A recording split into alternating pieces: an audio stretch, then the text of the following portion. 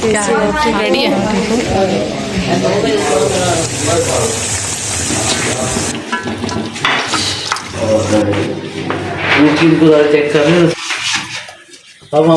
अस्सलामुअलैकुम, मैं हमून्स लाइफस्टाइल से उम्मीद करती हूँ आप सब खैरियत से होंगे।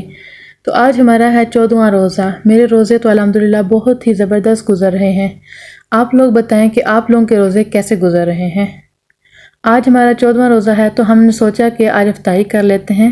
एक खाला की जिनकी रमज़ान से पहले बेटे की शादी हुई थी, तो जमाल की बड़ी खाला ने भी कहा कि मैं भी आ जाऊंगी तो मिलकर इफ्तारी बना लेंगे ताकि किसी एक पर बर्डन ना पड़े। तो खाला जो कि रात को ही हमारे घर आ गई थी, तो फिर अगले दिन सब ने मिलकर तैयारी शुरू कर दी। अपने अपने काम सब ने बांट लिए थे कि कौन सी चीज़ किसने बनानी है। तो फिर इसी तरह खाला ने पहले सैंडविचेस का मसाला तैयार कर लिया था और फिर इसी तरह अम्मी और खाला ने सैंडविचेस तैयार कर लिए। बस ये खाला को ब्रेड कहीं से मिल गई थी, वरना तो रमज़ान में फ़्रेश ब्रेड का मिलना मुश्किल हो जाता है। ये हमने तैयार करके डिशेस में डालकर फिर ऊपर से रैप करके रख दिया था ताकि सैंडविचेस सूखें ना और बिल्कुल फ्रेश रहें, क्योंकि रोज़ों में कुछ चीज़ें पहले से तैयार करके रख लो तो बड़ी आसानी हो जाती है, वरना आखिर टाइम तक सब कुछ एक ही दफ़ा तैयार करना मुश्किल हो जाता है। बस फिर इसी तरह फ्रूट क्रीम बनानी थी, तो इसके लिए केला और सेब जो पहले काट कर रख लो तो ये काले हो जाते हैं, इसलिए खाला ने क्रीम तैयार कर ली थी और अम्मी फ्रूट्स काट कर दे रही थी और साथ साथ खाला क्रीम में मिक्स करती जा रही थी ताकि फ्रूट का कलर ना चेंज हो। बस फिर कुछ इसके अंदर और कुछ ऊपर नट्स की टॉपिंग कर ली और इसी तरह स्ट्रॉबेरी की भी, इसको भी थोड़ा टाइम पहले तैयार कर लिया था और फ्रिज में रख दिया था ताकि ठंडी रहे, क्योंकि इसका मज़ा ठंडी खाने में ही आता है। ये भी बहुत मज़े की बनी थी, सब ने बहुत शौक़ से खाई थी। फिर दही बूंदी बनानी थी, तो इसके लिए पहले बूंदी को भिगो दिया था और साथ में आलू भी बॉयल कर लिए और फिर दही को तैयार कर लिया। दही में चाट मसाला और दीगर मसाले डालकर तैयार कर लिया था।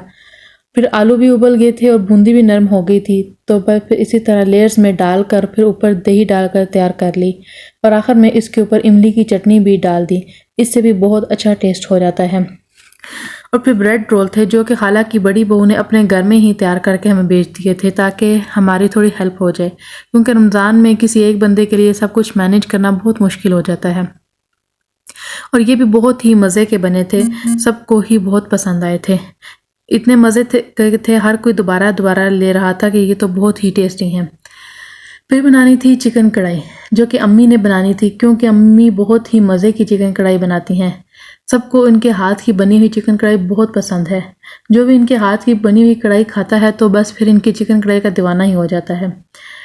मैं भी चिकन कढ़ाई अच्छी बना लेती हूँ, पर वो बात नहीं बनती जो कि अम्मी के हाथों की बनी हुई कढ़ाई में होती है। तो फिर इसके लिए चिकन ले लिया था। चिकन को पहले अच्छी से तरह फ्राई कर लिया था। फिर इसी तरह तकरीबन इसमें 1 किलो से भी ज़्यादा टमाटर लिए, क्योंकि इसमें टमाटर ज़्यादा डलते हैं। तो फिर टमाटरों को गरम गरम घी में डाल दिया था और थोड़ी देर के लिए ढक दिया था ताकि थोड़े नरम हो जाएं। जब टमाटर नरम हो गए तो इनका छिलका खुद ही अलग होना शुरू हो गया था। फिर इनके छिलकों को इस तरह उतार लिया था, क्योंकि कढ़ाई में टमाटरों का छिलका बिल्कुल भी अच्छा नहीं लगता। जब टमाटरों का पानी ड्राई हो गया था तो फिर इसको अच्छी तरह भून लेना था। इसमें पानी और नहीं डालना, क्योंकि टमाटरों का ही बहुत ज़्यादा पानी होता है। फिर इसको अम्मी ने इतना भुना कि सारा मसाला यकजान हो गया था और साथ में मसाले वगैरह भी डाल लिए थे। जब मसाला भुन गया तो इसमें फ्राई हुआ चिकन डालकर हल्की आंच पर रख दिया था।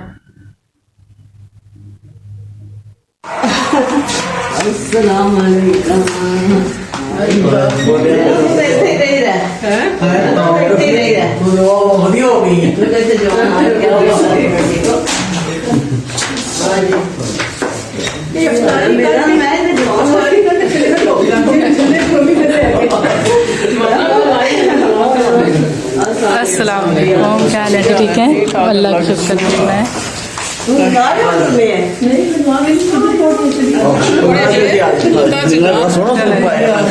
अस्सलाम वालेकुम, क्या हाल है? ठीक है, अस्सलाम वालेकुम, कैसे? ठीक है, अच्छा, अस्सलाम वालेकुम,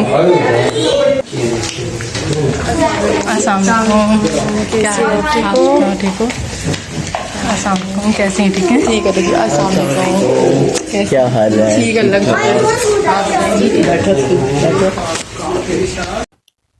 तो बस फिर हमारे मेहमान भी पहुंच गए थे और इफ्तार में टाइम भी कम ही रह गया था। तो जो काम मेरे हिस्से में आए थे वो थे पकोड़े, मटर चावल और आलू कीमा। आलू कीमा जो कि मेरे हाथ का बना हुआ सबको बहुत पसंद है, तो इसलिए अम्मी ने कहा कि तुम आलू कीमा ही बना लो।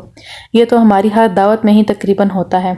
आलू कीमा भी मैंने दिन को ही बनाकर रख लिया था और साथ साथ फिर पकोड़ों के लिए भी मटेरियल तैयार कर लिया था, ताकि बस एंड पर सिर्फ फ्राई करने वाला ही काम रह जाए। सब कुछ बड़े अच्छे से और टाइम पर तैयार हो गया था। सबको अफ्तारी की सारी चीज़ें बहुत पसंद आई और बहुत शौक से खाई सब। चलो आप खा लो ना, देखो प्लेट में।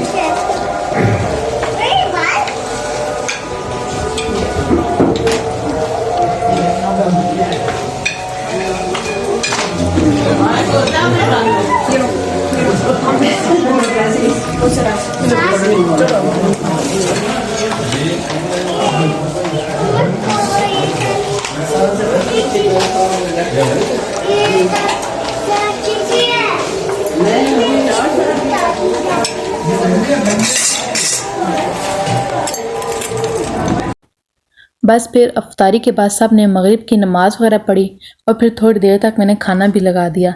खाना भी सबको बहुत पसंद आया और शौक़ से खाया।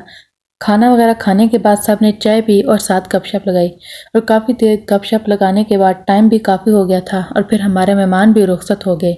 तो ये थी हमारी आज की इफ्तार दावत। उम्मीद करती हूँ मेरी वीडियो आप सबको पसंद आई होगी। वीडियो को लाइक करें, शेयर करें और अच्छा सा कमेंट भी कर दें। इजाज़त चाहूँगी। अल्लाह हाफ़िज़।